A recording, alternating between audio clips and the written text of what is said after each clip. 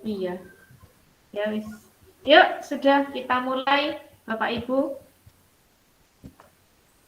Kita mulai untuk yang pertama, terima kasih atas kedatangan Bapak dan Ibu di virtual meeting kali ini. Sudah meluangkan waktu di hari Rabu ini. Sebelum kita mulai, mungkin bisa dipimpin berdoa dulu agar pelaksanaan diskusi kita lancar. Silakan Bu Monik yang memimpin doa pembuka. Terima kasih Bu Nila atas kesempatannya. Mari Bapak Ibu kita mulai kegiatan pada hari ini dengan memohon berkat dengan perantaraan Tuhan. Dalam nama Bapa dan Putra dan Roh Kudus. Amin. Selamat pagi Bapak. Kembali kami menghadap-Mu untuk mengucap syukur atas segala berkat dan kesehatan hingga pada saat ini. Terima kasih atas segala karunia yang Engkau berikan kepada kami. Bapa, berkatilah dan dampingilah kegiatan kami pada pagi hari ini. Semoga apa yang kami rancang dan apa yang akan kami diskusikan dapat menghasilkan ide terbaik untuk perkembangan belajar anak didik kami. Segala syukur dan permohonan ini kami serahkan ke dalam kuasa-Mu. Amin. Dalam nama Bapa dan Putra dan Roh Kudus. Amin. Terima kasih Bu Monik sudah memimpin doa di pagi hari ini. Nah, Bapak dan Ibu, kita berkumpul bersama di sini untuk saling berdiskusi, mendiskusikan perjalanan kita sebagai seorang guru. Apa saja sih kesulitan-kesulitan yang kita alami bersama, terutama saat kita menjalankan pembelajaran jarak jauh. Pasti ini banyak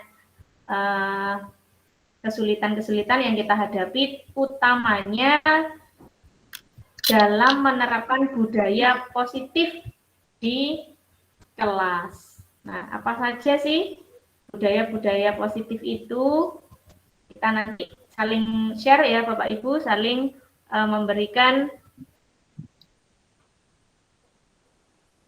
tanggapan.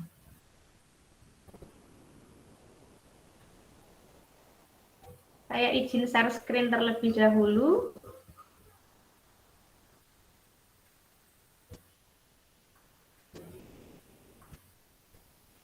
Untuk membagikan layar, sebentar. Nah, nanti silakan Bapak Ibu yang merasa memiliki unek-unek atau kalau nggak punya unek-unek berarti punya solusi bagi teman-teman yang lain, nanti bisa saling share ya Bapak Ibu ya. Apa layar saya sudah terlihat Bapak Ibu? Belum Bu Nila. Oke, kita tunggu.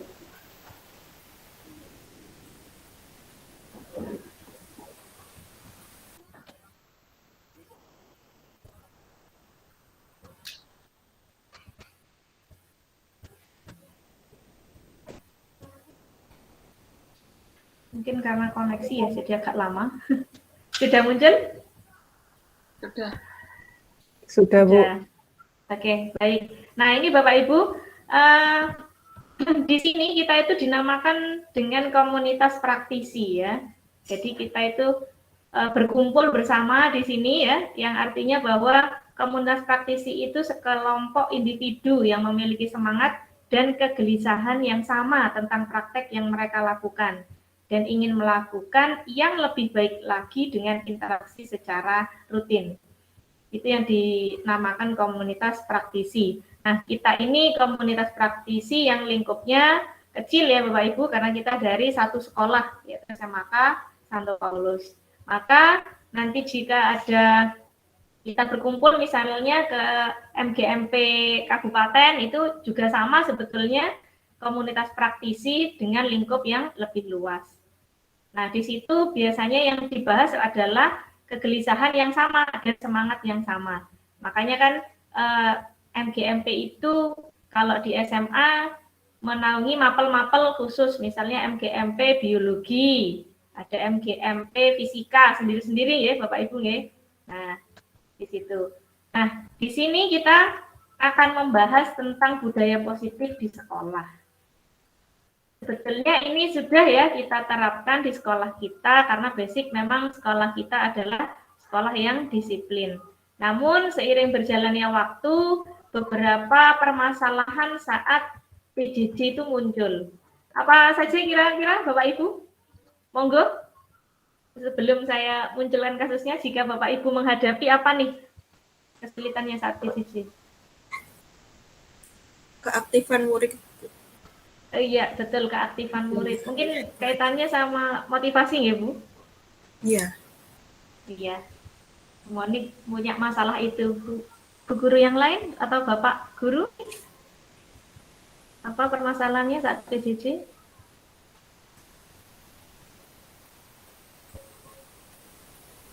Monggo. Mungkin kejujuran murid, Bu Nila. Iya, Bu, apa? Kejujuran murid saat mengerjakan tugas. Iya, betul sekali, kejujuran. Iya, itu yang sulit ya kita mau memastikan apakah betul kerja sendiri atau tidak.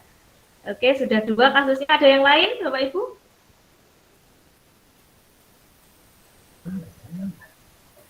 Seperti yang digambar itu mungkin. Iya, betul seperti yang digambar. Kenapa ini Bu gambarnya? Ada yang tidak mengaktifkan kamera. Iya, ada yang tidak mengaktifkan kamera, ada yang bajunya tidak rapi gitu mungkin ya. Nah, itu adalah beberapa permasalahan. Nah, ini saya juga menuliskannya juga beberapa ya. Kalau mau kita tuliskan mungkin akan sangat banyak sekali ya. Yang ini hanya beberapa yang saya tuliskan. Masalah saat PJJ, yang pertama motivasi rendah, saat pembelajaran tidak aktif, jadi gurunya ngomong sendiri gitu ya. Pernah ya Bapak Ibu ya mengalami itu ya? Sering Bu Nila. Iya. Terus Iya. muridnya off cam, banyak alasan juga. Anu Bu, jaringan Bu. Koneksinya Iya nggak benar, bagus. jaringan, perangkatnya panas sudah Bu dari tadi pagi. Iya, betul itu. Mungkin kalau saya lihat itu karena motivasinya memang yang kurang gitu ya.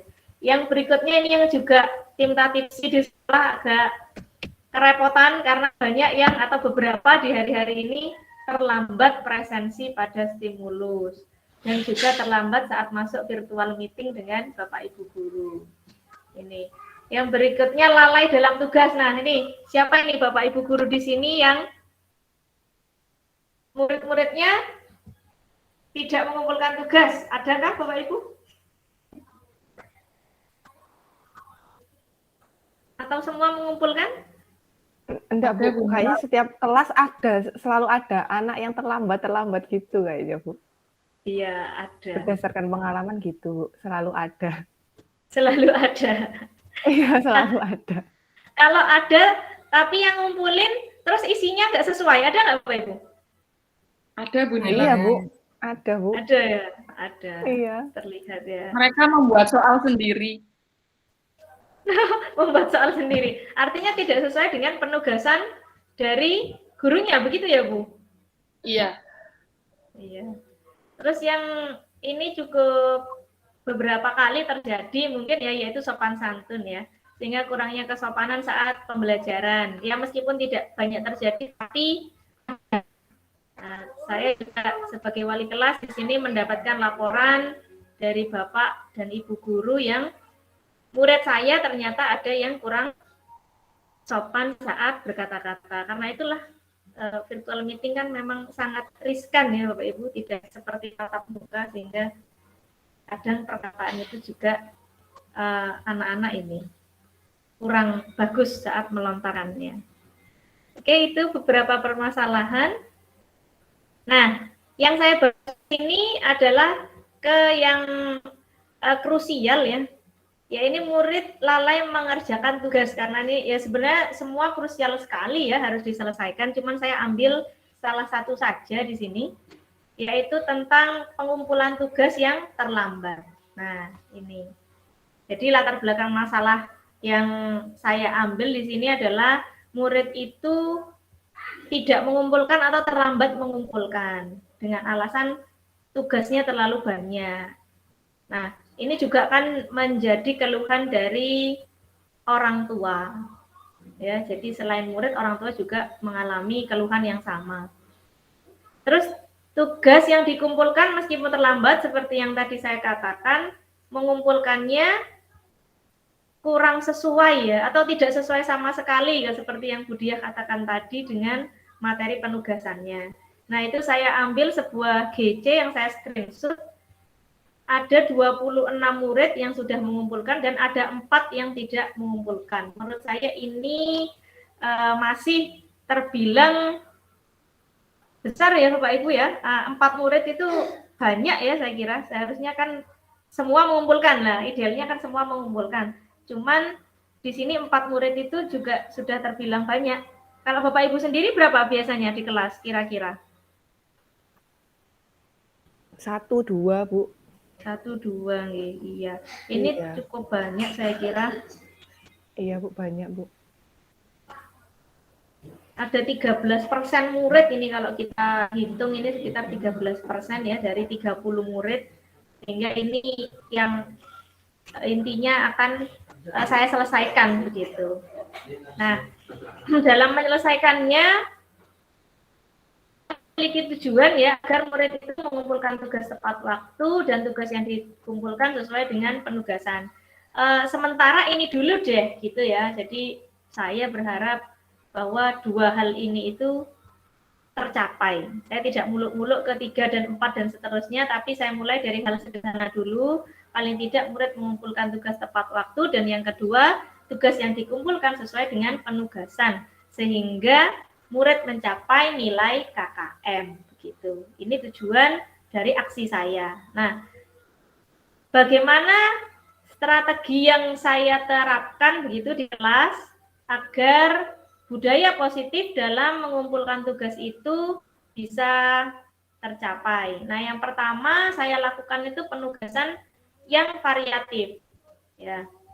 Berganti model. Jadi nanti hari ini dikasih model, nanti hari berikutnya dikasih kuisis, nanti yang berikutnya menuliskan saja, terus difoto, dikirim, diskusi lewat WA, atau dimasukkan ke GC, tugasnya seperti itu. Atau murid memiliki penugasan untuk membuat PPT, sehingga PPT yang sudah dibuat bisa di-share screen saat sesi diskusi. Nah, jadi saya sih berharapnya dengan penugasan yang variatif ini membuat murid itu tidak bosan. Karena kan kebanyakan murid itu bosan. Guru ini ngasihnya ini terus capek aku bosan. Nah, ini salah satu strategi saya seperti ini. Nah, yang kedua, ini kadang juga murid itu alasan tidak mengerjakan tugas karena nggak ngerti. Ya, benar nggak Bapak Ibu? Ada nggak murid yang seperti itu? Ada Bu Nila. Iya. Ada. Gimana biasanya Bu? Kalau ditanya muridnya Bu? Ya, biasanya kalau yang keterlambatan tugas ya Bu ya yang ini pengumpulan tugas itu biasanya anaknya langsung kalau ditegur baru nanti biasanya WA, iya Bu saya nggak paham gitu untuk yang tugasnya. Iya, betul. Jadi murid mengatakan tidak paham. Nah, mungkin dari tidak paham itu karena kita merefleksi diri kita sendiri ya intinya bahwa kita mungkin belum memberikan petunjuk yang dibutuhkan sehingga saat memberikan tugas kita nanti lebih detail lagi atau menuntun mereka lagi ya karena kita sebagai seorang guru harus bisa menuntun murid tidak membentuk ya karena mereka sudah punya kodratnya masing-masing, kita hanya menuntun saja agar mereka mencapai tujuannya. Itu yang jelas dari filosofi Ki Hajar Dewantara itu seperti itu. Nah, berikutnya membuat keyakinan kelas. Ini mungkin hal pokok utama ya. Sebelum semua itu terjadi, membuat keyakinan kelas bersama itu perlu kita lakukan. Dan ini saya lakukan ya. Artinya membuat keyakinan kelas itu seperti apa adalah menetapkan konsekuensi intinya. Jadi kita pas virtual meeting gitu ngomong konsekuensinya apa ya saat batas waktu pengumpulan tugasnya tidak dipenuhi oleh murid. Ini adalah strategi yang saya lakukan. Nah, ini aksi saya. Ya. Jadi yang pertama, saat G-meeting saya membuat keyakinan kelas bersama, yaitu bersama-sama membuat komitmen terbaik. Ya. Kira-kira nanti Bu Nila minta tugas ini selesainya kapan ya? Nah, kita tawarkan dulu pada murid, karena kita tidak boleh semerta-merta harus dikumpulkan hari ini. Nah, itu mungkin yang harus kita ubah, yang selama ini kita seperti itu, maka kita berubah menjadi seorang manajer yang baik dengan menanyakan dulu. Nah, ini kira-kira tugasnya selesainya kapan? Nah, kita juga bisa mengontrol jika murid memintanya terlalu berlebih. 1 minggu lagi, Bu. Nah, padahal tugasnya sedikit. Nah, kita mengontrol nanti. Tapi saya kira tidak semua murid seperti itu, ya. Jadi kita bisa melakukan controlling kalau yang terlalu meminta waktu yang lebih. Seperti itu. Selain keyakinan kelas, saya menjelaskan dulu petunjuk penugasannya saat virtual meeting. Nah, jadi tugasnya apa, dijelasin dulu.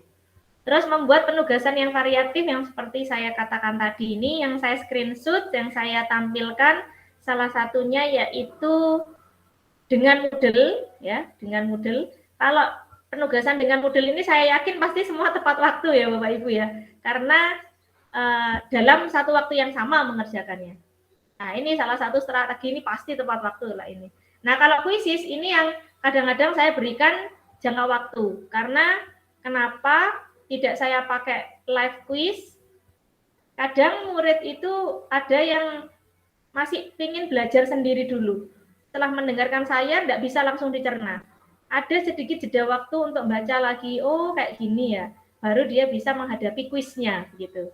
Jadi kalau kuisis ini saya berikan tenggat waktunya. Seperti itu, sehingga penugasan yang variatif ini saya harapkan mereka bisa menyelesaikan tepat waktu dan tidak terbebani. Itu yang garis besarnya di situ ya, murid tidak terbebani. Nah, setelah saya melakukan aksi nyata seperti itu, saya amati.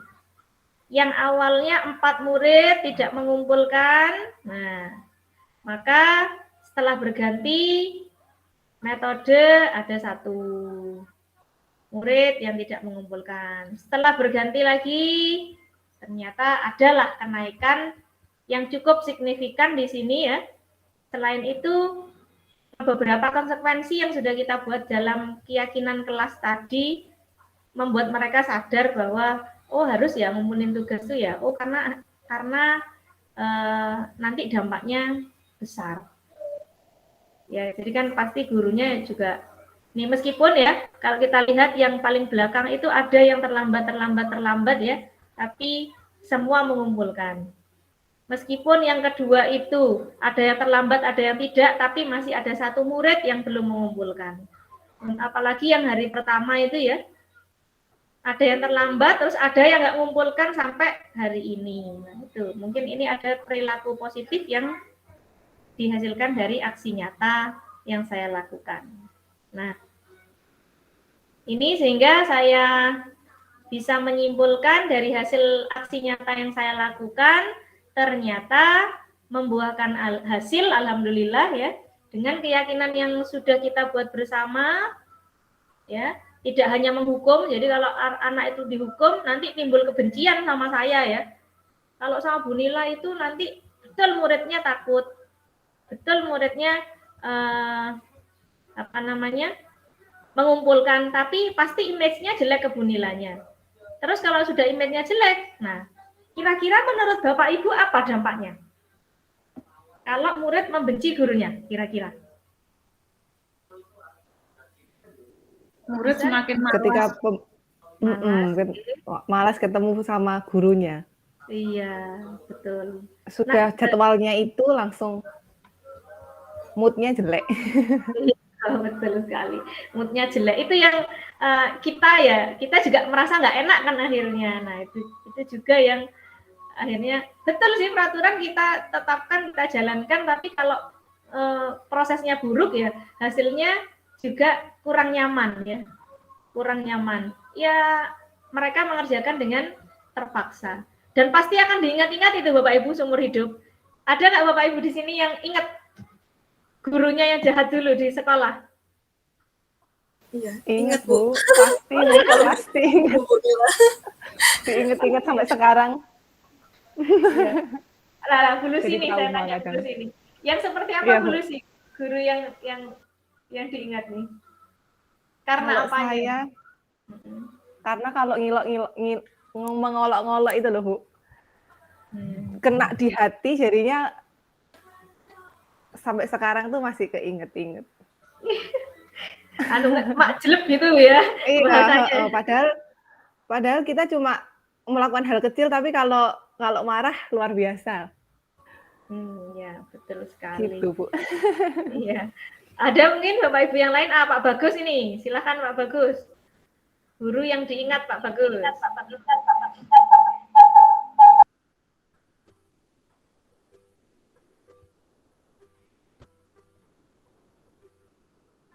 Terima kasih Bu Nila. Kalau saya sendiri pernah punya cerita manis ketika waktu SMP Bu. Kebetulan itu guru sejarah juga ya Bu. Guru sejarah juga. Jadi waktu itu ketika SMP saya itu sangat rajin Bu. Sehingga saking rajinnya di pagi hari ketika PR saya ditagih oleh guru sejarah tersebut, guru IPS ya Bu. Saya tidak mengerjakan. Akhirnya LKS saya diberikan, dimasukkan ke tas saya, kamu pulang. Ketika itu saya langsung pulang, bahagia saya Bu. Tapi itu tetap saya ingat sampai sekarang Bu. Iya, sangat ini ya Pak ya, lekat diingatan ya Pak. Bahagianya karena disuruh pulang ya Pak ya. Benar Bu Nila, benar itu Bu. Ya. Oke, terima kasih Pak Bagus atas ceritanya. Mungkin yang lainnya, Bu Claudia, bisa cerita Bu Claudia? Yang diingat Bu Claudia?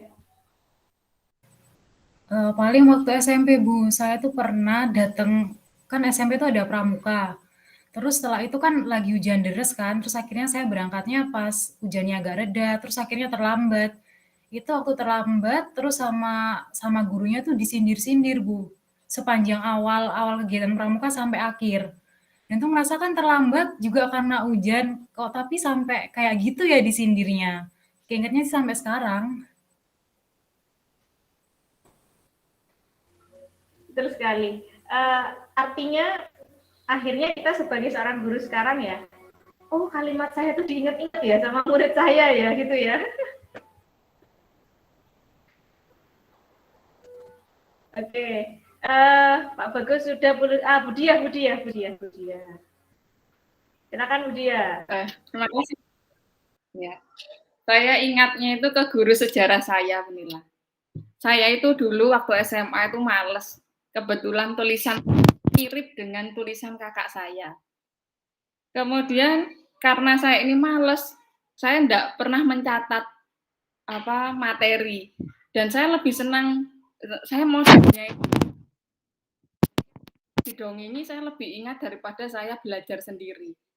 Nah, oleh karena itu saya hanya menyimak aja, menyimak gurunya ngomong cerita, tapi saya nggak pernah mencatat. Nah, guru saya itu tiba-tiba jalan-jalan melihat, mana Mbak catatanmu.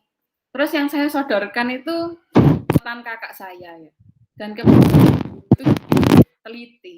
Akhirnya dibaliklah buku yang tebal itu. Nah, ternyata sampai akhir itu sudah ada catatannya. Nah, kemudian diambil. Nah, itu jadi saya ingat, oh iya, saya kok ya nakal ya. Tapi saya senang dengan seperti itu. Terus saya tertarik untuk mendalami sejarah. Itu dulu. Tapi kemudian kok saya melihat perjalanan sejarah itu rumit, saya tidak jadi untuk mengambil sejarah. Seperti itu. Wah, harusnya jadi temannya Pak Bagus ini, sejarahnya ini ya. Iya. Coba mama saya mengizinkan saya ambil sejarah, Bu Nila. Nah, itu Bu, kalau saya lihat ceritanya Bu Diah barusan ya, itu juga mengingatkan kita bahwa strategi ajar guru-guru itu dari zaman ke zaman tetap gitu ya. Karena catatannya dari kakaknya sampai ke Bu Diah tetap itu. Iya, Oke, selisih kami 3 ya, tahun. baik. Terima kasih. Oh, 3 tahun. Nah ya, berarti dalam jangka waktu 3 tahun, gurunya ngajarnya ya gitu-gitu aja berarti ya? Catatannya sama. Atau memang karena sejarah jadi sama terus gitu ya, Bu ya? Kurang tahu ya, jadi sama persis apa yang ditulis. Pertama itu saya nggak tahu, Bu Nila, kalau sama. Kemudian saya iseng-iseng pinjam punya kakak saya baca. Loh, kok sama? Akhirnya, wes punyamu saya ambil, saya tak bawa ya. Iya wes. Akhirnya saya bawa catatan kakak saya itu. Jadi saya nggak pernah nyatet dari bulan kedua saya kelas 1 itu saya nggak pernah nyatet. Jadi saya cuma nyimak aja begitu, Bu Nila. Tapi kemudian ketahuan. Iya. Berarti kita mengambil hikmah di balik itu, bahwa kita harus inovatif ya, Bu ya. Oke. Terima kasih Bu Dia. Tinggal Bu Monik nih yang belum cerita, silakan Bu Monik.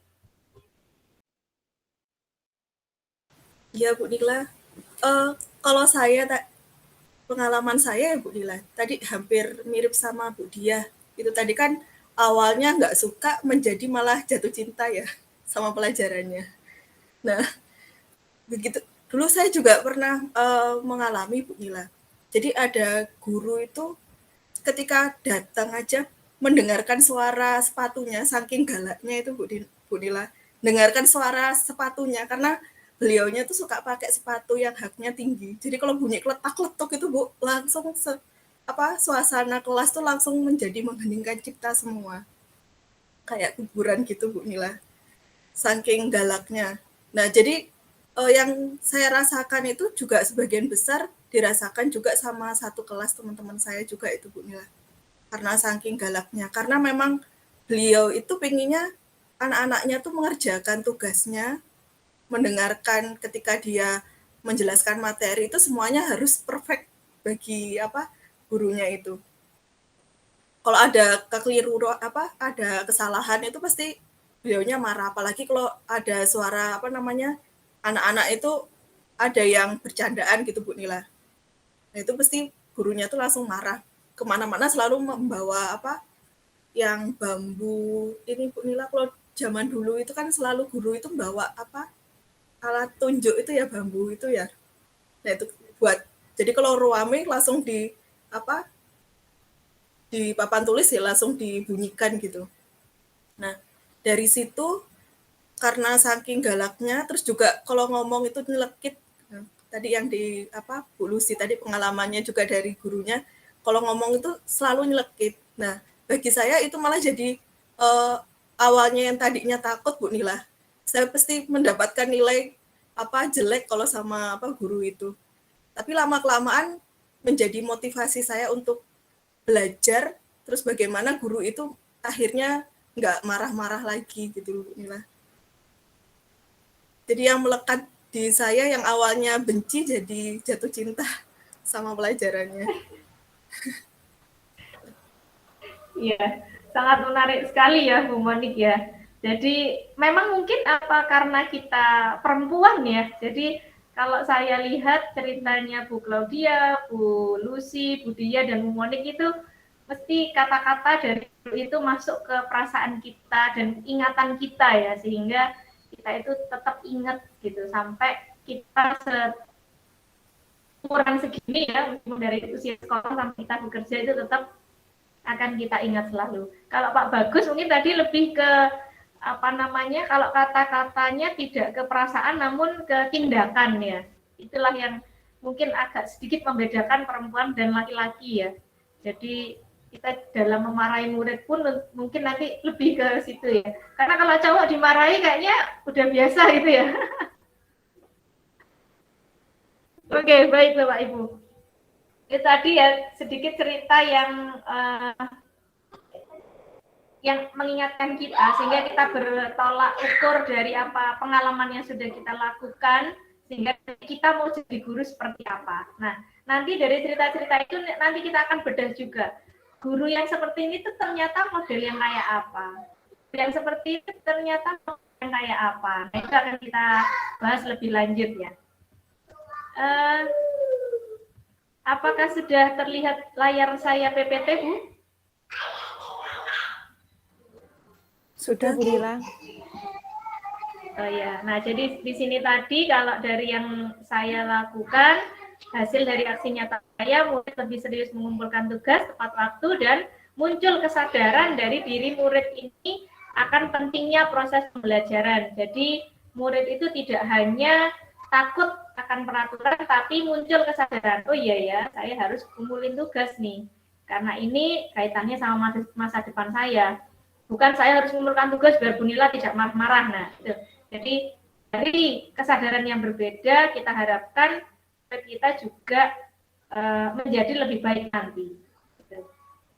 Karena dengan kesadaran pasti dia akan lebih enjoy menjalankannya, nggak tersiksa. Nah, untuk itu, nah sekarang kita masuk nih. Apa sih kalau kita berbicara itu semua, pasti nanti kaitannya dengan ini. Ya.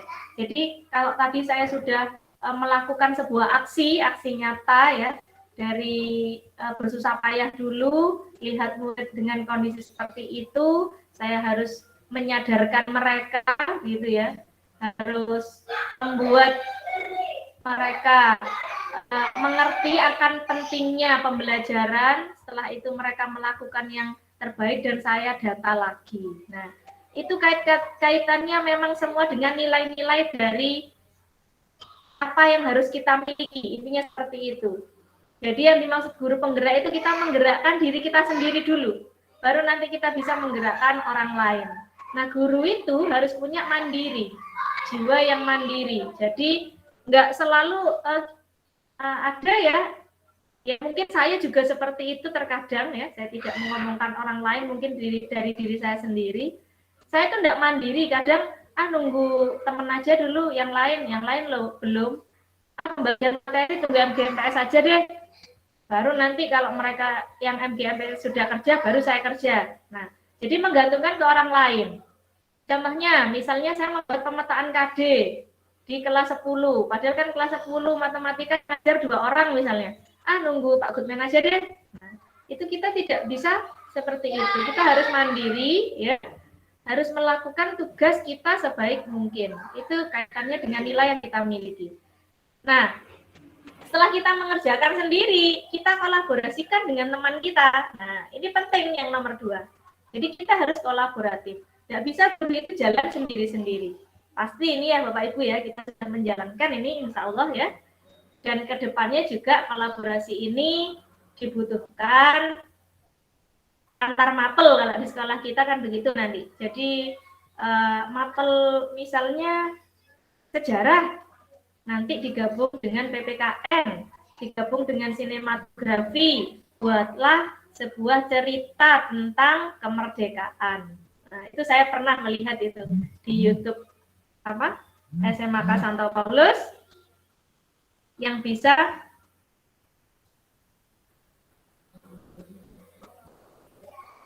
dilakukan itu. Nah, yang ketiga inovatif. Nah, ini yang seperti cerita Budiah tadi. Kalau kita gurunya tidak inovatif, catatan dari tahun pertama sampai tahun kelima kita mengajar mungkin akan sama saja. Mungkin bisa kita melakukan inovasi sehingga murid yang seperti Budiah itu terhindarkan. Betul Budiah ya? Iya, Bu Nila, betul. Nah, itu tadi. Jadi kita perlu berinovasi. Nah, jadi karena sama ini termasuk soal-soal ulangan mungkin Budiah ya? Iya, Bu. Kalau soal ulangan itu kan akhirnya nanti tahun ke tahun sama ya sudah dapatnya bagus-bagus terus kan begitu. Iya. Apa berpihak pada murid? Nah, ini kira-kira Bapak Ibu yang nomor 4 ini menurut pandangan Bapak Ibu seperti apa? Seorang guru yang berpihak pada murid. Saya minta pendapatnya, boleh? Monggo silakan.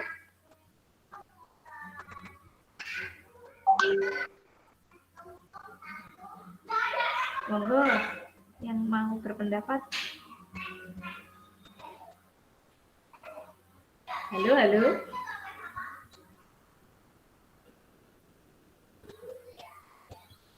Bu Lucy dulu deh, monggo silakan Bu Lucy.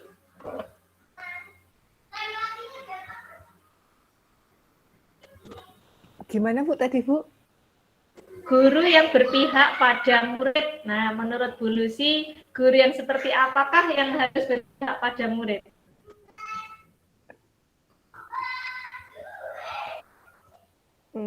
Saya belum ada gambaran. Penugasannya?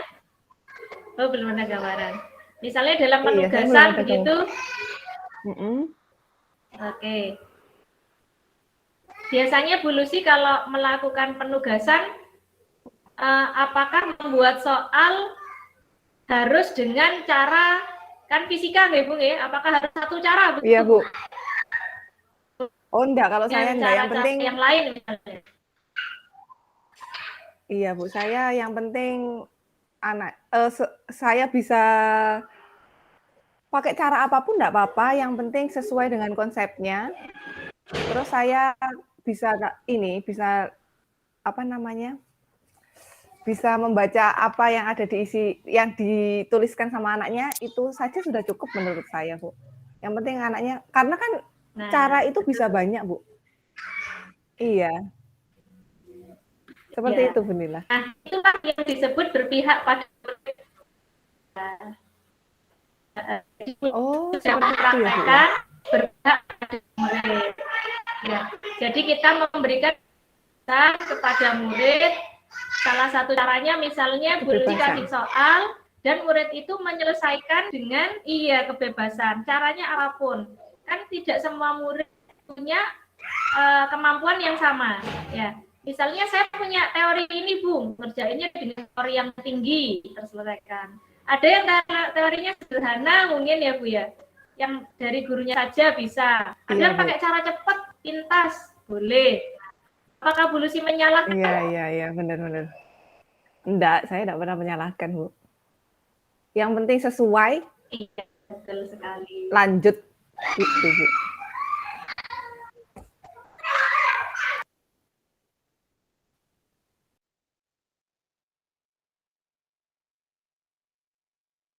Baik, nah mungkin ada Bu Guru dan Bapak Guru yang lain memberikan kebebasan seperti apa, misalnya yang berpihak pada murid, tidak gurunya saja yang benar, maka muridnya salah gitu misalnya. Mengatakan dia mungkin punya pengalaman. Ya, terima kasih Bu Nila. Ini kalau saya ya mungkin seperti yang Bu Nila katakan tadi ketika menjelaskan pada Bu Lucy, itu kan sifatnya terbuka ya. Jadi misal murid itu mau mengerjakan, misalnya saya beri tugas untuk menyusun teks editorial, kemudian mereka itu kan menyusun kalimat. Nah, ketika kalimat atau pola kalimat mereka itu berbeda, itu tidak masalah, asalkan kalimat mereka itu efektif, karena kan kalimat, kalau bahasa Indonesia kalimat efektif itu banyak loh, dilihat dari berbagai sudut pandang. Namun asal konsepnya itu sudah benar, tidak ada masalah. Begitu. Apalagi ketika kita mempelajari karya sastra. Nah, ketika anak-anak menganalisis karya sastra dan mereka memiliki melihat dari sudut pandang yang berbeda dari saya pun tidak ada masalah, asalkan itu benar. Begitu Bu Nila. Terima kasih. Ya, nah sangat terlihat sekali ya Bu bahwa pembelajaran yang sudah dilakukan Bu Dia itu sudah merupakan salah satu pembelajaran yang berpihak pada murid. Murid punya kebebasan memilih pendapat atas sudut pandang yang diberikan. Sehingga ini juga salah satu unsur pembelajaran menjadi merdeka belajar. Ya, jadi pokoknya harus membuat seperti yang saya buat. Nah, itu yang selama ini sudah tidak lagi digunakan. Nah, baik, itu tadi berpihak pada murid, maka nilai yang terakhir adalah reflektif. Nah, Bapak Ibu, reflektif di sini biasanya adalah kembali melihat sebagai hasil mengajar, apa yang kita ajarkan ini udah sesuai atau belum? Nah, ya kan? Terus apa kekurangan saat saya mengajar?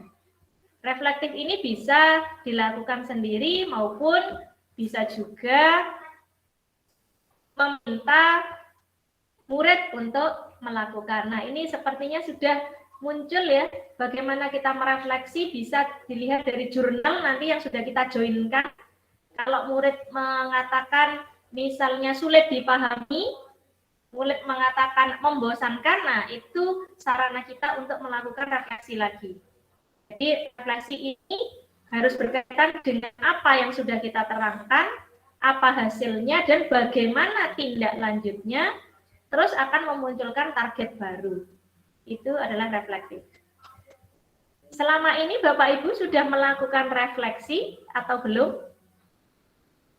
Kira-kira ada yang pernah merefleksi? Mungkin meskipun tidak tertulis, tapi pernah mengalami. Silahkan. Ya, saya Bu Nila.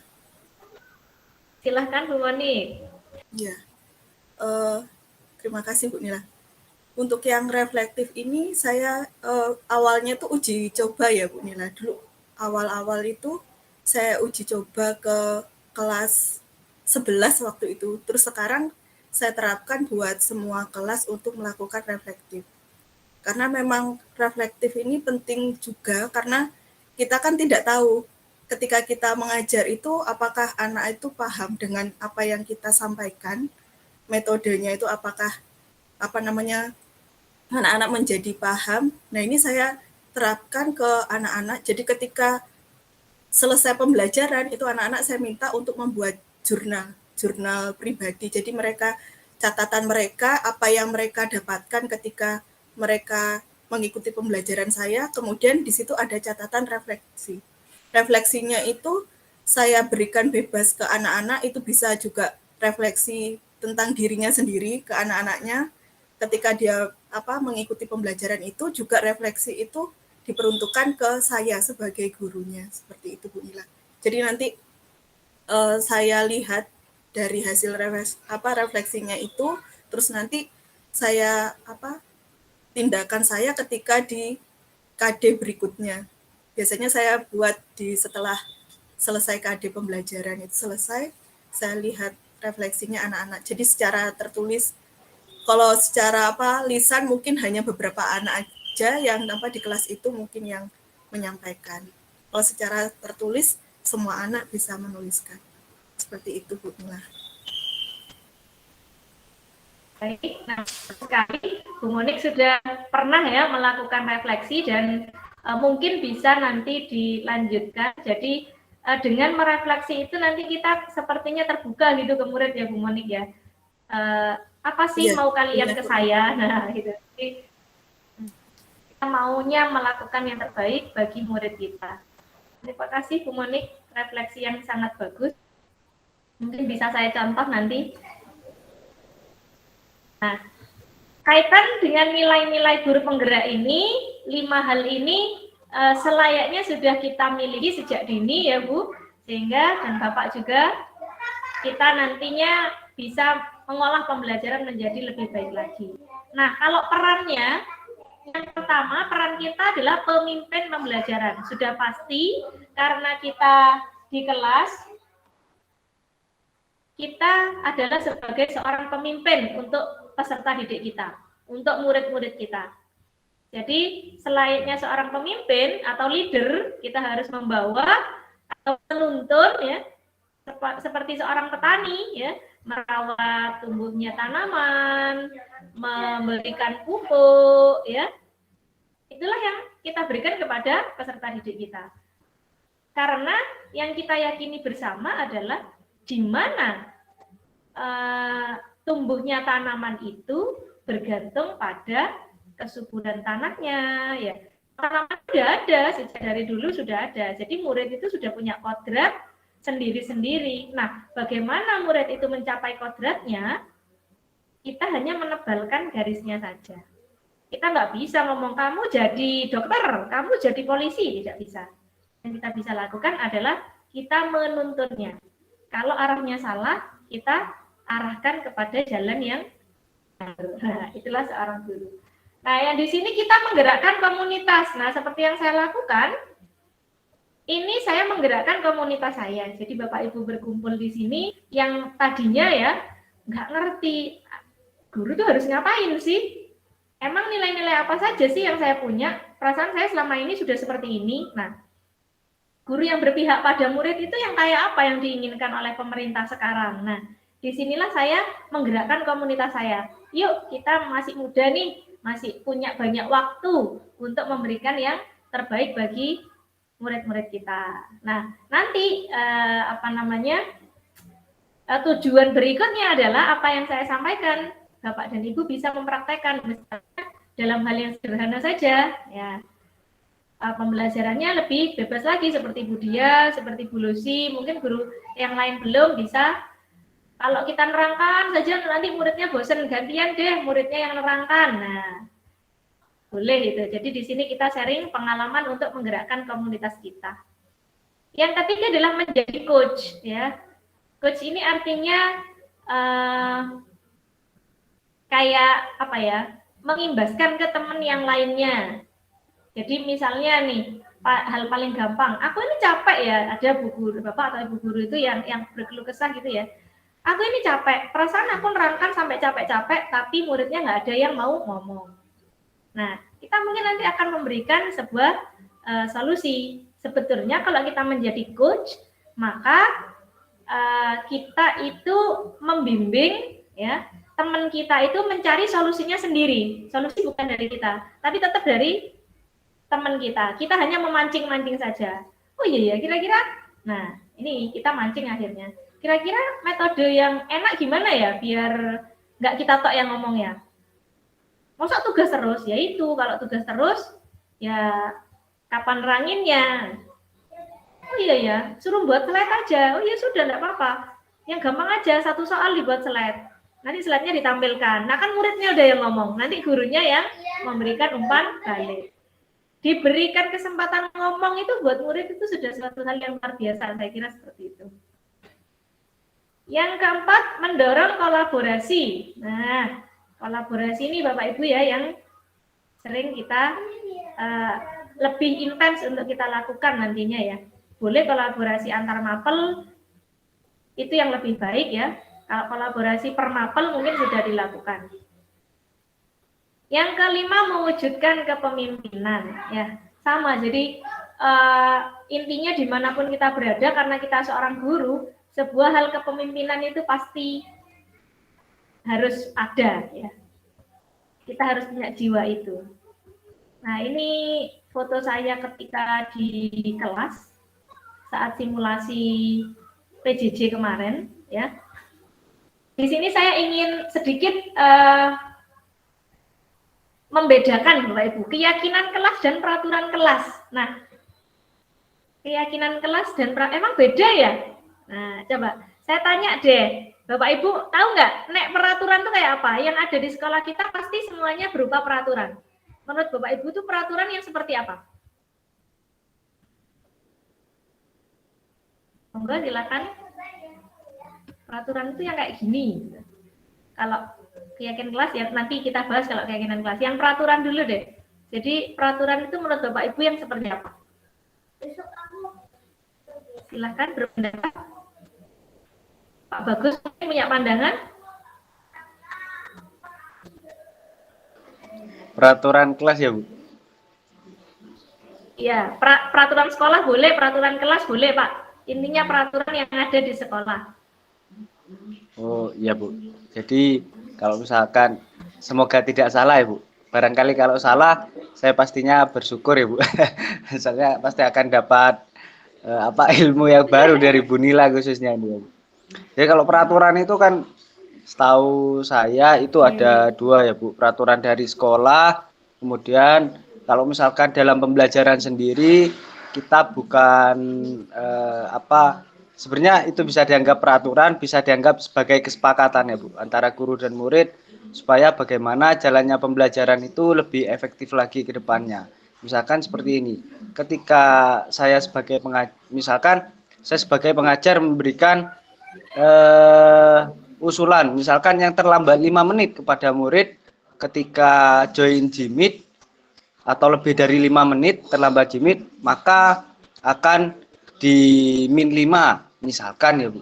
Nah, secara otomatis supaya sama, aturan tersebut juga berlaku untuk saya. Misalkan ketika saya terlambat join Jimit lebih dari 5 menit, otomatis saya harus menambah poin 5 misalkan kepada semua murid di kelas tersebut. Misalkan ya Bu. Meskipun itu belum pernah saya terapkan ya Bu Nila. Itu Bu Nila. Terima kasih Bu Nila. Baik, terima kasih Pak Bagus. Mungkin yang satu lagi dari Bu Claudia, silakan Bu. Menurut Bu Claudia, peraturan sekolah atau peraturan kelas itu yang seperti apa? Kalau misalkan menurut saya ya Bu, kalau misalkan peraturan itu kan berarti sifatnya itu kan memaksa, mengatur dan mengikat. Nah, itu berarti punya tujuan untuk menghasilkan atau menciptakan tata tertib di sekolah, itu yang peraturan sekolah. Tetapi kalau misalkan peraturan sekolah itu berarti ya kita itu mau nggak mau, suka nggak suka ya harus tunduk sama peraturan tersebut. Nah, terus kalau yang peraturan kelas itu ya berarti seperti kesepakatan kelas antara guru dan murid. Jadi kita membuat peraturannya itu bersama-sama. Kita brainstorming dulu terus kita tetapkan peraturan yang sama. Contohnya kalau misalkan kayak saya di kelas bikin peraturan kelas, kalau misalkan ada yang mengumpulkan tugasnya itu terlambat banget ya, Bu, ini sempat saya terapkan. Jadi dia itu setiap 1 hari tugasnya itu nambah 1 lembar. Jadi sempat kemarin tuh ada anak dia tidak mengumpulkan tugas, akhirnya saya minta dia setiap hari terlambat 1 hari berarti tambah ngerangkum 1 lembar, terlambat 2 hari berarti rangkumannya 2 lembar. Seperti itu, Bu. Baik, terima kasih Bu Claudia. Nah, betul semua ya yang dikatakan Pak Bagus, yang dikatakan Bu Claudia itu sebenarnya semuanya sudah tepat ya. Kalau kita berbicara tentang peraturan, itu pasti adalah sebuah isian ya yang harus dilaksanakan dan mengikat. Nah, pasti itu ya namanya peraturan. Dan kalau peraturan itu rinci sekali pastinya. Ya, memaksa. Dan kebanyakan peraturan-peraturan itu tertulis. Nah, betul sekali yang Bu Claudia katakan dan Pak Bagus tadi juga sudah sempat cerita. Pasti ada sanksinya. Ada sanksi atau hukumannya ya, ada sanksi, ada hukuman. Sanksi atau konsekuensi dan hukuman. Nah, kalau keyakinan kelas itu lebih kepada seperti yang Bu Claudia katakan adalah keyakinan kelas itu dibuat lebih abstrak. Nah, kenapa? Karena ini dari kesepakatan bersama, seperti Bu Claudia bilang tuh brainstorming dulu Bu. Maka kita nanti ada komitmen bersama. Nah, inilah yang dikatakan keyakinan kelas, sehingga keyakinan kelas itu lebih bersifat abstrak. Nah, berikutnya bahwa keyakinan kelas itu dibuat dalam bentuk positif, Bapak Ibu. Nah, ini mungkin yang membedakan dengan peraturan. Maksudnya dalam bentuk positif itu kalimat-kalimatnya itu menggunakan kalimat positif. Misal contohnya ya, murid mengumpulkan tugas tepat waktu. Nah, kan itu semuanya positif. Ya. Beda dengan murid tidak boleh mengumpulkan terlambat. Nah, tidak boleh. Nah, itu kan sudah kalimat yang negatif begitu Bu Diah ya. Apa saya salah Bu Diah? Mohon koreksinya. Enggak Bu Nila, betul Bu Nila. Ya, betul. Nah, jadi di situ keyakinan kelas itu menyusunnya hal-halnya yang positif saja. Kenapa? Karena kaitannya harus diingat oleh murid. Jadi murid itu lebih baik mengingat hal-hal positif saja. Ya, itu adalah keyakinan kelas. Murid mengumpulkan tugas tepat waktu. Nah, mungkin bisa menghindari kalimat-kalimat negatif ya. Tidak boleh, jangan. Nah, jangan membuat kesalahan di kelas, Pak. Itu ya, kalimatnya tidak elok didengarkan ya, sehingga anak-anak nanti ingatannya juga kebanyakan yang negatif-negatif kan gitu.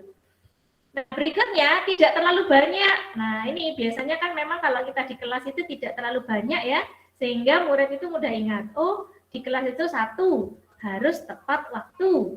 Yang kedua, pengumpulan tugas juga tepat waktu. Nah, itu sehingga tidak terlalu banyak murid akan mengingatnya. Kalau peraturan kan banyak sehingga harus rinci dan tertulis. Itu tadi bedanya dengan keyakinan kelas. Nah, yang keempat, keyakinan kelas itu berupa pernyataan-pernyataan universal ya. Sehingga ini berlaku untuk semua murid yang ada di kelas kita. Itu bedanya keyakinan kelas dan peraturan kelas. Maka sekali lagi, tolak ukur dari keyakinan kelas itu adalah nanti apakah semua masyarakat kelas bisa menjalankannya atau tidak. Kenapa? Karena asalnya keyakinan kelas itu berasal dari komitmen bersama. Jadi ini dibangun bersama, tidak dari gurunya. Seperti yang sudah Bu Claudia lakukan. Jadi ini tidak dari gurunya, tapi muridnya sendiri. Nah, sehingga kalau nanti muridnya melanggar, Bu, bagaimana? Ya berarti harus menjalankan yang namanya konsekuensi. Konsekuensi dengan apa namanya? Hukuman beda ya Bapak Ibu ya. Konsekuensi dengan hukuman itu berbeda. Kalau konsekuensi itu arahnya nanti positif. Arahnya positif sehingga contohnya gini, ya saya berikan bedanya hukuman dengan konsekuensi. Mungkin nanti Bapak Ibu saya akan minta pendapat.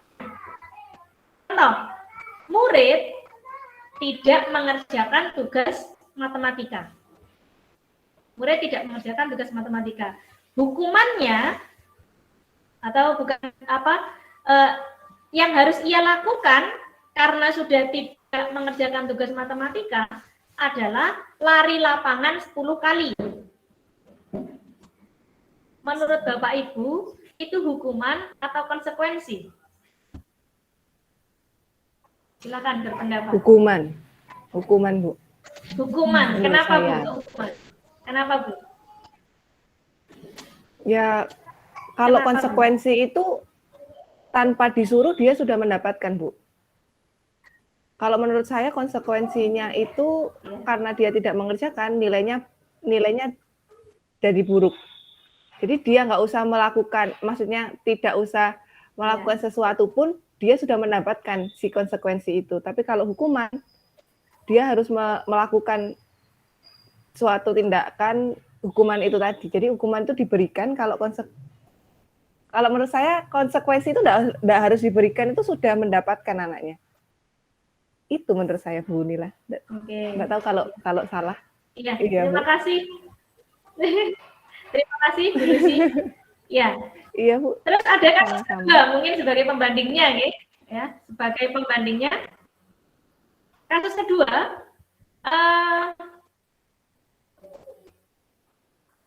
halo, saya masih nyambung ya.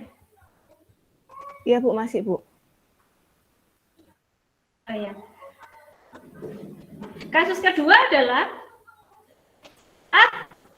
anak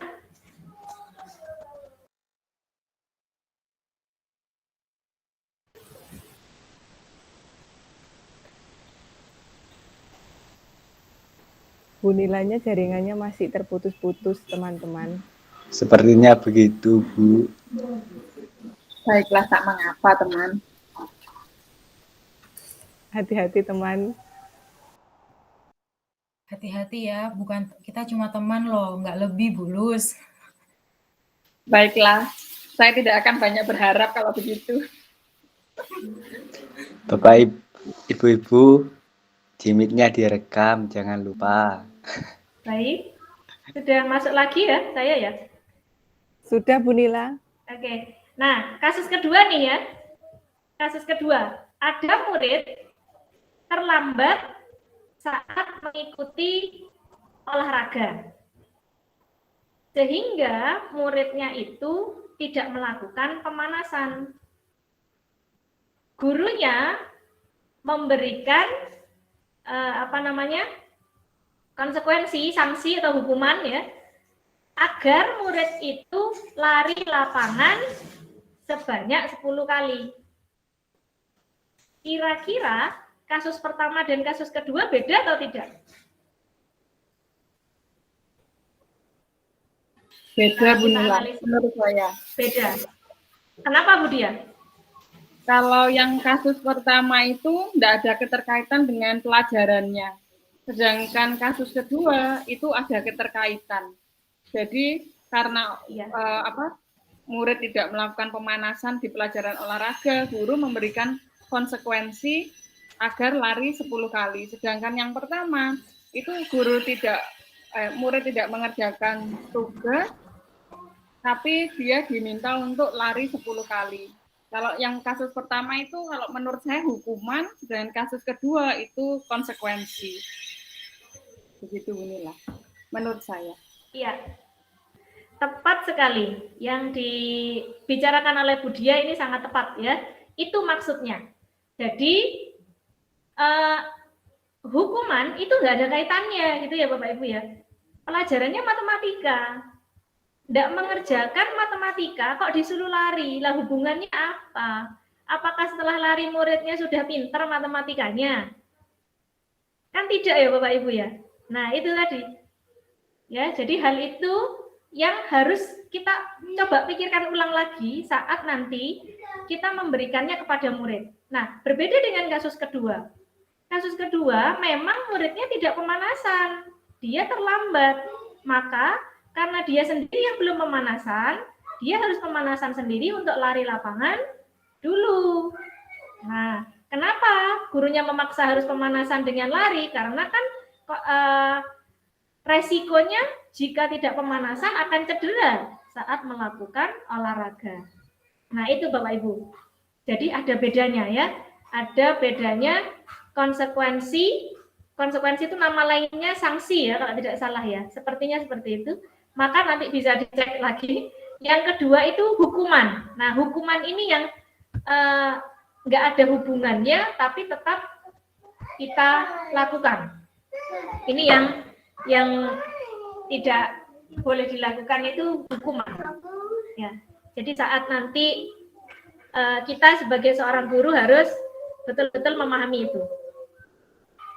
Nah, layar saya sudah ketutup, tidak apa-apa saya lanjutkan, tinggal satu slide, tinggal 2 sih. Yang berikutnya ada 5 posisi kontrol Bapak Ibu. Kaitannya, nah ini mungkin bisa saya bagikan, nanti tinggal membaca. Oke, ada 5 posisi kontrol yang bisa kita lakukan sebagai seorang guru. Berdasarkan dari cerita Bapak Ibu tadi, nah ini mungkin Bapak Ibu nanti bisa melihat, ya, apakah sudah terlihat layar saya, PPT saya? Belum, Bu. Belum. Oh, belum. Belum, Bu Masih Nila. muter atau gimana? Masih muter atau gimana? Ini Bu mulai. Ini Ini Bu proses sudah masih muter. Masih proses. Sudah bisa, Oke. bisa, sudah Bu. Nah, ini Bu dan Bapak ya, ada 5 posisi kontrol nih. Ada guru itu sebagai penghukum, ada guru sebagai pembuat orang merasa bersalah, ada guru yang memposisikan dirinya sebagai teman, dan ada guru yang monitor atau pemantau, dan ada manajer. Nah, di sini ini semuanya beda. Ini semuanya beda. Mungkin bisa dilihat dulu.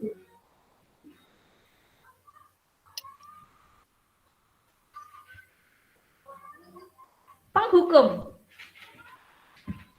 Arti penghukum di sini pastinya terlihat dari kalimatnya ya Bapak Ibu ya. Jadi kalau ada murid, sedang melakukan kesalahan itu, kita bisa melihat 5 posisi yang berbeda-beda. Yang pertama adalah penghukum. Kalau penghukum ini contohnya gini Bapak Ibu. Ada anak melakukan kesalahan, terus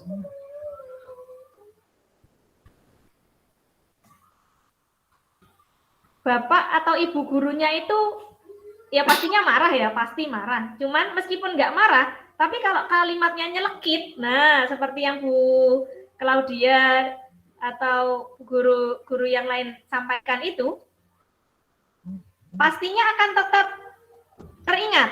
Nah, terus kalimat seperti apa sih? Nah, kalimatnya itu, jadi kekerasan atau hukuman itu sebenarnya bisa dibedakan, bisa secara fisik, bisa juga secara verbal.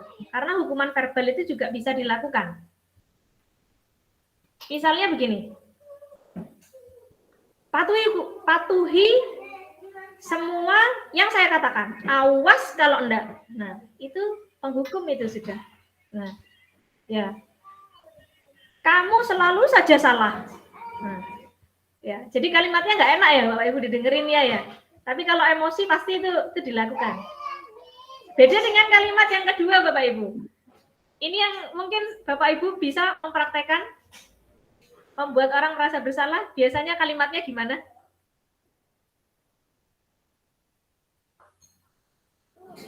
Monggo silakan yang pernah.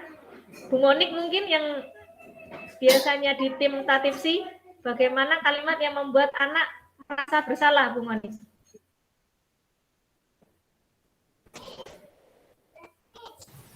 Ya Bu Nila, mungkin karena kalau di Tatifsi ya Bu Nil, itu di anak yang terlambat, nah biasanya langsung diberitahukan jam sekian kamu terlambat, nah terus nanti hukumannya mendapatkan poin minus. Nah, dari poin minus itu kan mungkin anak merasa bersalah dari itu.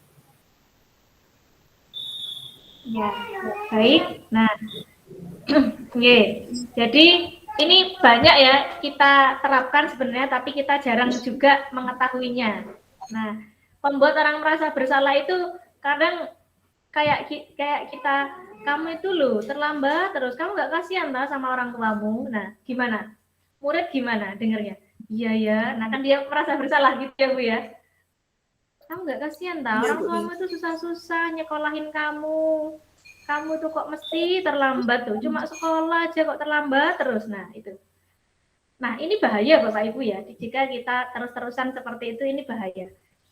Karena kan tidak semua murid yang kita hadapi sama. Bagaimana kalau muridnya depresi nanti? Wah ini yang bahaya itu.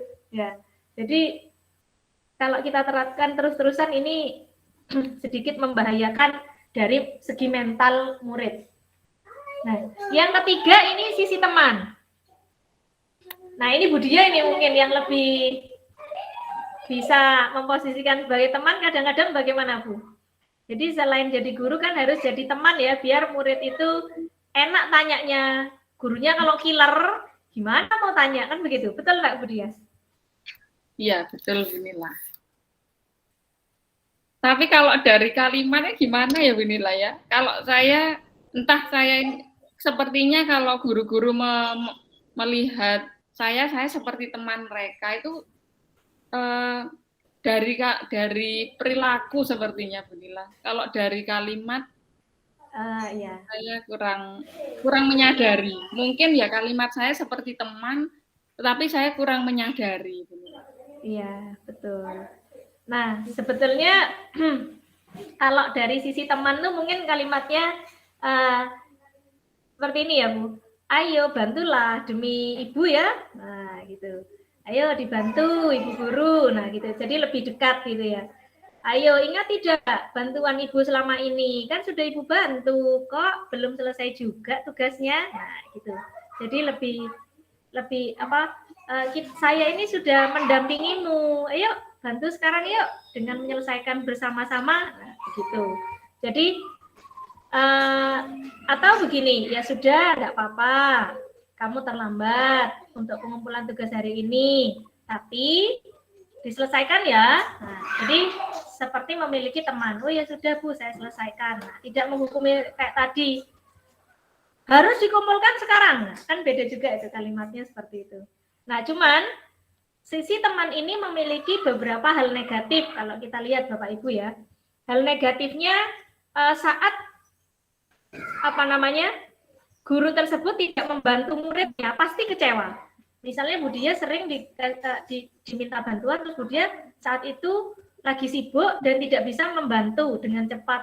Ya, misalnya tanya gitu, Bu, KTI saya yang ini, nah kan sudah menjadi teman, murid itu enak tanya, namun saat ujiannya ada, misalnya kayak WA saya kemarin tidak dibales gitu ya, Bu Dia ini tidak balas WA saya, Bu Dia sudah tidak mau jadi teman saya ini. Nah, berpikiran seperti itu tidak Bapak Ibu? Iya Bu Nila, pernah saya mendapatkan cerita anak seperti itu. Ini pengalaman. Waktu biasanya ketika mereka tanya, saya langsung menimpali dengan ilmu-ilmu gitu ya, yang menunjukkan saya dekat dengan mereka. Tapi suatu ketika saya pernah tidak memberikan ilmu, karena saya banyak pekerjaan, hanya saya jawab dengan jawaban pendek. Iya, boleh, emang begitu. Akhirnya sorenya saya dicat lagi oleh anaknya gitu. Bu Dia, saya mohon maaf karena saya sepertinya bertindak salah pada Bu Dia. Saya kan kaget, kemudian, loh kenapa? Apakah Bu Dia marah pada saya? Loh kenapa? Karena jawaban Bu Dia pendek. Nah, kemungkinan iya Bu Nila. Biasanya kan saya memberikan jawaban yang panjang, kemudian agak terbuka dengan mereka. Kemudian ketika saya tidak memberikan jawaban yang seperti biasanya, mereka kecewa. Ada merasa kok seperti ini, kok nggak seperti biasanya. Begitu benar apa yang dikatakan Bunila. Iya, itu adalah konsekuensi resiko bahwa kita memposisikan diri sebagai teman, itu resikonya di sana. Nah, yang berikutnya ada posisi sebagai monitor atau pemantau. Kalau monitor atau pemantau itu sebetulnya lebih cuman lihat dari jauh aja ya. Kalau kita jadi guru itu, contohnya gini kalimatnya. Loh, kamu salah. Peraturannya apa seharusnya? Kamu tahu nggak peraturannya? Nah, gitu. Sikapnya dingin, pasti gitu ya. Sikapnya dingin karena dia hanya pemantau saja dari. Terus apa yang telah kamu lakukan? Nah, terus sanksi atau konsekuensinya apa? Dia hanya mantau aja kayak mandor dari jauh gitu ya. Mandor kan cuma tanya-tanya doang kan begitu. Itu kalau posisi pemantau kayak gitu. Tidak menghukum, tidak, kalimatnya datar, dingin, karena dia juga tidak berteman. Beda dengan pertemanan tadi. Kalau pertemanan kan lebih lembut, lebih halus, dan sepertinya kita itu adalah temannya.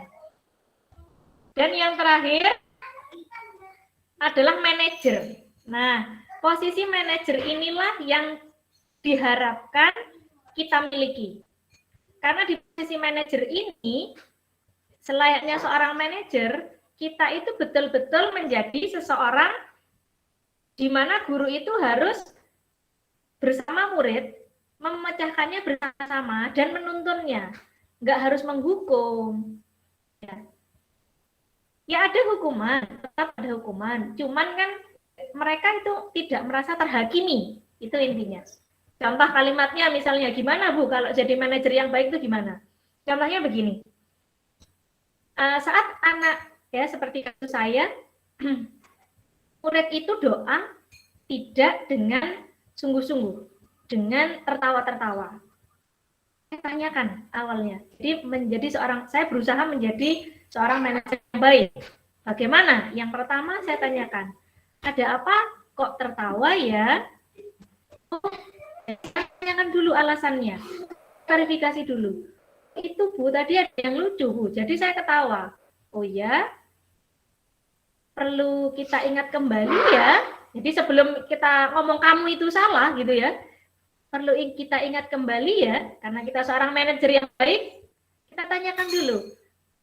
Murid-murid yang ada di sini, ingatkah kalian dengan keyakinan kelas yang kita buat bersama? Nah, jadi kalau sudah dikembalikan ke keyakinan, murid akan ingat, oh iya ya, kan ini buatnya bareng-bareng ya kemarin ya. Katanya kita harus berdoa dengan sungguh-sungguh. Lah itu kok ketawa-ketawa. Terus kita akan membuat konsekuensi. Konsekuensinya apa ya kalau doa itu nggak sungguh-sungguh? Ya sudah Bu, saya sadar saya salah, saya tidak akan mengulangi. sebagai sanksinya saya akan berdoa lagi, akan saya ulangi lagi dengan sungguh-sungguh dan sikap sempurna. Nah, itu jadi muridnya sadar. Akhirnya saya tanya muridnya, gimana tadi hari ini? Iya Bu, hari ini saya salah. Terus, tapi saya lega Bu. Kenapa? Bu Nila enggak marah-marah Bu. Nah, itu loh, kita itu diamati oleh murid. Terus, iya saya lega ya. Bu Nila tuh kasih solusi lah ya, dan itu masuk akal solusinya. Nah, murid itu kalau kayak apa solusinya tadi? Dia salah berdoa. Ya saya doa ulang, dan itu yang terbaik yang bisa saya lakukan. Nah, itulah Bapak Ibu. Jadi kenapa kita harus menjadi seorang manajer. Jadi ini posisi yang kontrol yang baik itu adalah saat kita menjadi seorang manajer. Yang terakhir ini Bapak Ibu dari slide saya ini adalah segitiga restitusi. Di sini ini seperti yang kasus yang barusan saya katakan saat murid berdoa itu tidak menghakimi, tapi pertama tanya dulu. Nak, kenapa kamu melakukan itu? Itu validasi tindakan yang salah. Itu langkah-langkahnya. Jadi kalau ada murid yang membuat kesalahan itu ya, kita tanya dulu. Kira-kira pernah nggak nih satu kasus deh, silakan Bapak Ibu bisa cerita satu kasusnya dan bagaimana menanggapinya. Ya, silakan yang mau cerita terakhir dari ini, monggo.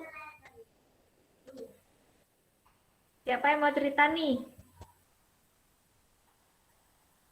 Atau Bu Monik, silakan Bu Monik yang mau cerita. Mungkin di Tatipsi mendapati murid yang sedang bersalah.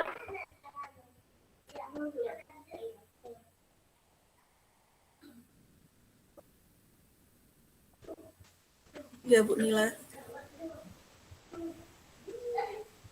Ya, biasanya kalau ada ya Bu Nila, waktu pas pelajaran ternyata ada anak yang dia itu tidak ikut gimit. Terus kemudian dia langsung memberitahu kalau dia tadi tidak ikut gimit.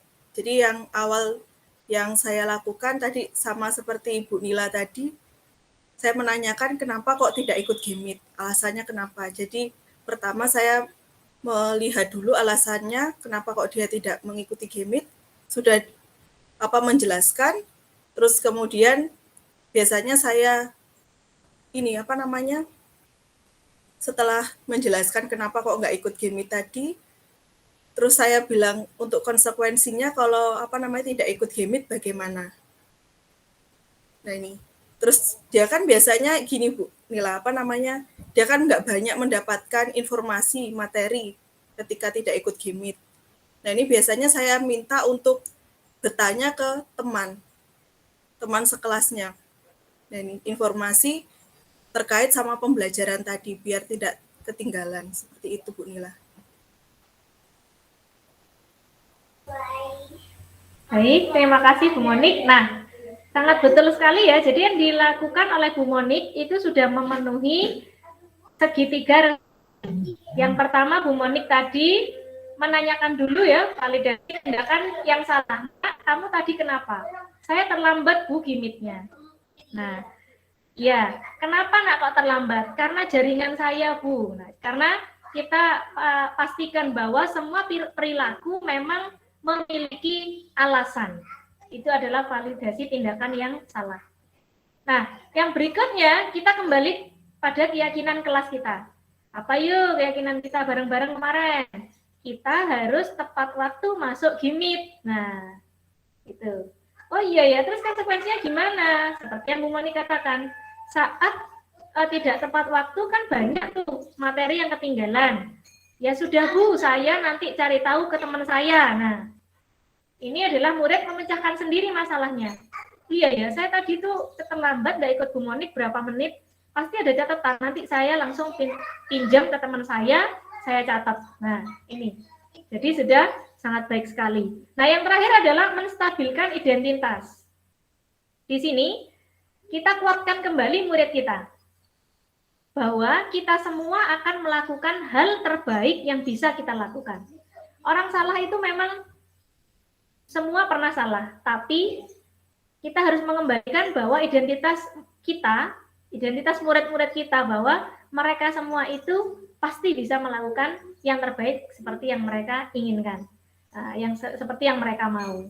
Nah, itu Bapak Ibu ya. Jadi hari ini itu kita sudah membahas yang namanya budaya positif. Bagaimana kita menjadi seorang guru, bagaimana kita memposisikan diri kita, dan bagaimana restitusi yang baik. Tidak hanya menghukum, ya, tapi kita menjadi seorang manajer untuk murid-murid kita. Itu. Ada yang ingin bertanya Bapak Ibu terkait hari ini? Atau tanggapannya, kalau tidak ada yang ditanyakan, mungkin tanggapan saja ya yang terakhir yang ingin saya dengar dari merefleksi lah ya perjalanan kita dari jam 8 tadi ya, setengah 8 sudah kita kumpul tadi ya bersama sampai ke hampir setengah 10 ini. Mungkin ada yang merefleksikan perjalanan kita di hari ini. Silakan Bu Claudia mungkin mau merefleksikan perjalanan kita hari ini. Nah, ini sih Bu, saya tuh nangkepnya bahwa menjadi guru itu bukan berarti kita itu harus sempurna. Tapi dari sini karena kita itu tidak sempurna, kita tuh punya niat dan punya kemauan untuk belajar menjadi guru yang guru hebat seperti apa yang disampaikan Bu Nila. Bahwa untuk menjadi guru yang hebat kita tuh butuh proses juga. Seperti itu, Bu. Iya. Baik, terima kasih tanggapannya dari Bu Claudia. Sangat bagus sekali. Kita harus punya keinginan untuk itu ya. Bersama-sama kita berkomitmen bahwa kita harus menjadi guru yang setidaknya lebih baik dari guru-guru kita yang terdahulu, begitu ya. Nah, baik, terima kasih atas hari ini. Di slide saya sudah terpampang ya. Terima kasih, salam guru hebat, merdeka belajar. Nah, ini memang yang dikumandangkan oleh Pak Menteri ya, Mas Nadiem, bahwa kita harus menjadi guru hebat dan menerapkan merdeka belajar. Nah, akan sempurna hari ini jika kita tutup dengan berdoa. Terima kasih Bapak Ibu atas tanggapannya. Mungkin yang terakhir kita tutup dengan doa ya. Silahkan Bu Lucy untuk memimpin doa. Marilah Bapak Ibu, sebelum kita akhiri kegiatan hari ini, kita berdoa terlebih dahulu. Dalam nama Bapa dan Putra dan Roh Kudus. Amin. Bapa yang Maha Baik, puji dan syukur kami haturkan kehadirat-Mu karena hari ini, pagi ini kita bisa berdiskusi mengenai berdiskusi untuk menjadi guru yang baik. Semoga apa yang telah kami diskusikan hari ini dapat memperlancar proses pembelajaran kami ke depannya. Dan sekarang kami akan mengakhiri kegiatan kami hari ini. Semoga Engkau selalu memberkati kami dan memberi kesehatan kepada kami. Semuanya ini kami serahkan ke dalam tangan-Mu dengan pengantaran Kristus Tuhan kami. Amin. Dalam nama Bapa dan Putra dan Roh Kudus. Amin. Terima kasih Bu Lucy atas doa penutupnya di hari ini. Sebelum kita tutup, nanti minta foto bareng ya Bu Claudia ya, atau Pak Bagus bisa di print screen-kan nanti ya. Saya akhiri pertemuan kali ini. Terima kasih atas waktunya dan selamat pagi. Selamat pagi Bu Nila, selamat pagi Bapak Ibu. Terima Terima kasih. kasih ya. Bu Nila, terima kasih Ibu-ibu. Bu Nila, notulennya sudah saya kirim ke WA Ya. Oke, siap. Terima kasih ya. Terima kasih atas waktunya. Sama-sama Bu Nila, Ibu-ibu semuanya terima kasih. Oke. Kita bisa live sekarang ya. Nggih, Bu. Silakan berlibur. Ya, selamat pagi.